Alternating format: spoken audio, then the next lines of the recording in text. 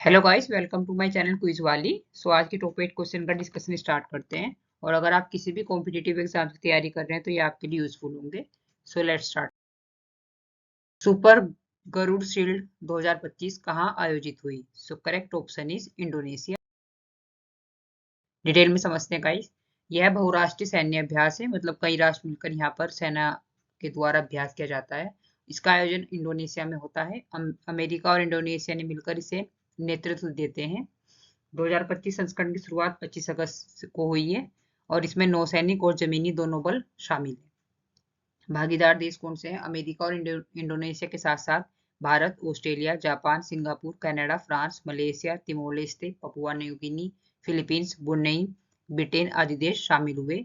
2022 में भारत इसमें पहली बार शामिल हुआ। ओके, आप इसे याद रखेंगे लाइन को। और भारत के लिए यह एक्ट ईस्ट पॉलिसी और इंडो पैसिफिक रणनीति का हिस्सा है। Okay, next question guys. Project 17A के तहत पहली स्टील फ्रिगेट का नाम क्या है? ओके, इसका नाम है INS Nilgiri.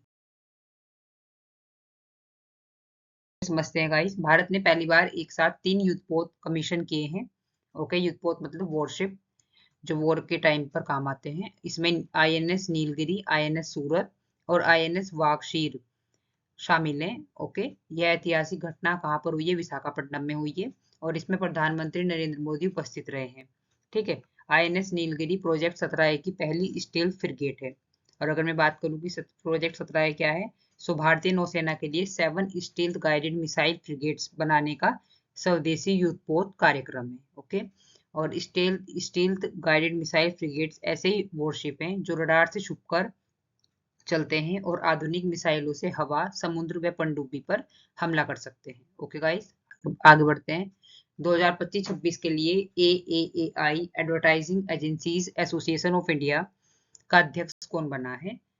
Answer is Srinivasan के स्वामी। ओके, ये इनकी फोटो है। इनकी डिटेल में समझते हैं इनके बारे में। श्रीनिवासन के स्वामी को 2025-26 के लिए AAAI अध्यक्ष चुना गया है। यह उनका चौथा कार्यकाल है और वे के स्वामी लिमिटेड के चेयरमैन हैं और जयदीप गांधी उपाध्यक्ष बने हैं। तो अध्यक्ष श्रीनिवासन और उपाध्यक्ष जयदीप जी। ओके, और advertising agencies association of India क्या है? कि भारत की विज्ञापन एजेंसियों का प्रमुख संगठन है जो विज्ञापन उद्योग के हितों और मानकों का प्रतिनिधित्व करता है। ओके गाइस, आगे। किलाउआ ज्वालामुखी कहाँ स्थित है? ओके, वोल्केनो कहाँ पर स्थित है? ये अमेरिका के हवाई में है और यहाँ सबसे ज्यादा ज्वालामुखी स्थित है। ओके, यह आपको दिख गया होगा, कई आइलैंड इसमें सम्मिलित हैं। डिटेल में समझते हैं गाइस। हवाई द्वीप समूह मुख्य रूप से शील्ड ज्वालामुखियों से बना हुआ है। ओके, और शील्ड ज्वालामुखी कैसे होते हैं? वो होते हैं जिनमें जो शील्ड होती है, ढाल होती है, चौड़ी और सपाट होती है और पतला तेजी से बहने वाला लावा निकलता है और विस्फोट शांत होता है और कम धमाका होता है। ओके, आप थोड़ा नाम से भी आइडिया लग रहा होगा कि शील्ड क्या हो सकता है। ये कौन कौन से शील्ड ज्वालामुखी हैं इसके ऊपर, हवाई द्वीप के ऊपर एक बार देख लेते हैं। एक किलोआ ये जो भी मैं बात कर चुकी हूँ। एक मोना लोआ, ये दुनिया का सबसे बड़ा शील्ड ज्वालामुखी है, तो आप याद रखेंगे। एक मोना केवा निष्क्रिय है पर समुद्र तल से मापे तो पृथ्वी का सबसे ऊंचा पर्वत है। ओके गाइस, उसके बाद में हुआ ललाई सक्रिय है लेकिन कम विस्फोट।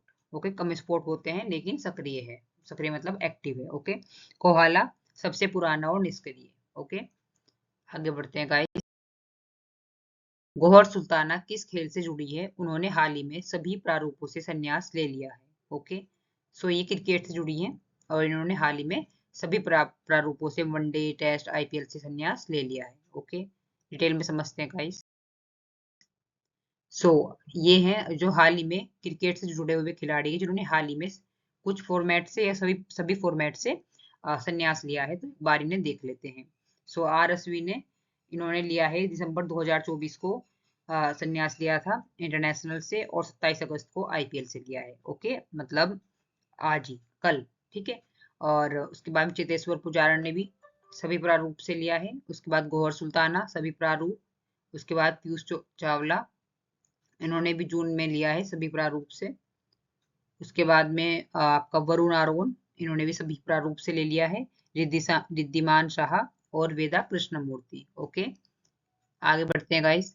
संयुक्त राष्ट्र ने 2025 में अकाल कहाँ घोषित किया है?